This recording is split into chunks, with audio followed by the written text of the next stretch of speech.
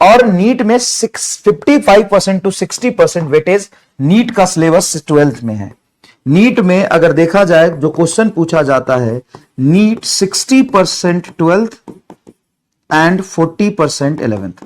और स्ट्रिक्टली नहीं बोल सकते हैं, ऐसा स्ट्रिक्टली नहीं बोल सकते, बट 90% 80% टाइम्स यही रहता है। कई बार यह हो जाता है कि 40% टू 45%, और ये हो जाता है 65 टू 60%, ऐसा सॉरी 55 टू 60%, 60% टू 55%, 2 मतलब ये रेंज है।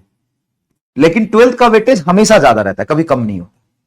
बराबर हो सकता है, बहुत हार्ड होगा तो बराबर होगा, 50-50% बहुत रेयर टाइम आता है, नहीं तो ज्यादातर केसेस में वो 55 से 60% ही 12th का वेटेज रहता है, हमेशा 55 से 60% 12th का वेटेज रहता है। सर 11th इतना क्यों पढ़ा है, 12th ही पढ़ा देते ना। अरे भाई 11th की बहुत सारी चीजें 12th में यूज होती है भाई, एप्लीकेशन बेस्ड रहता है,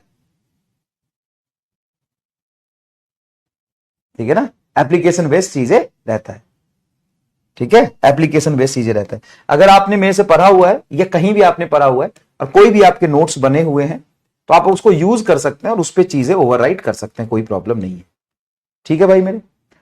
और एक चीज और, आपके घर बैकलॉग है तो आप यहां से स्टार्ट कर सकते हो, यहां से स्टार्ट कर सकते हो, कोई प्रॉब्लम नहीं है, कोई प्रॉब्लम नहीं, यहां से स्टार्ट कर सकते हो।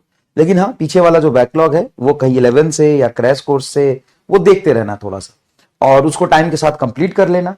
और अब बैकलॉग मत आने देना, 12th को बहुत अच्छे से, बहुत पेस में अच्छे से पढ़ते चलो। जो तुम्हारे पुराने नोट्स है उसको रख सकते हो, उस पर ये चीजें लिख सकते हो, जो नया होगा, नया क्वेश्चन होगा, नई चीजें होगी, उस पर लिख सकते हो। नहीं है नोट्स तो बनाओ फिर, और है तो कोई बात नहीं, यूज कर सकते हो। और ये पूरा फ्लो होगा बेटा, ये सारे चैप्टर्स हम इसी फ्लो में चलेंगे, और कोई भी यहाँ पे स्किप नहीं करेंगे, चीजें एकदम सीक्वेंस में चलेंगे। पहले ये पढ़ेंगे, फिर ये पढ़ेंगे, फिर ये पढ़ेंगे, फिर ये पढ़ेंगे, फिर ये पढ़ेंगे, फिर ये पढ़ेंगे, फिर ये पढ़ेंगे, फिर ये पढ़ेंगे, फिर ये पढ़ेंगे, ये पढ़ेंगे, ये पढ़ेंगे, ये पढ़ेंगे। तो इसी तरीके से सीक्वेंस में चलेंगे। तो चलिए शुरू करते हैं।